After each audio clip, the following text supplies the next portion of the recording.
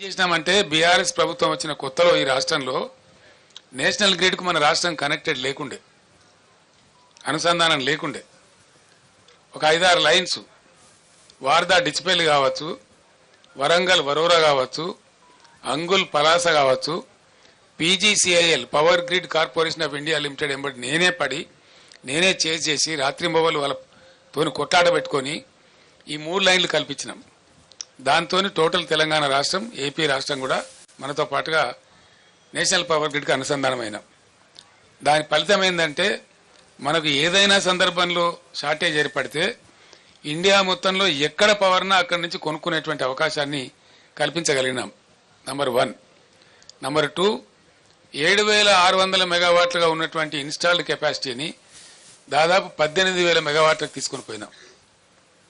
In addition to that 1,600 రామగుండంలో, 4,000 Yadadri thermal స్టేషన్లో, అంటే 5,600 మెగావాట్ల పవరు ఇంకా అడిషనల్గా వచ్చేటువంటి సదుపాయాన్ని కూడా కల్పించినాం.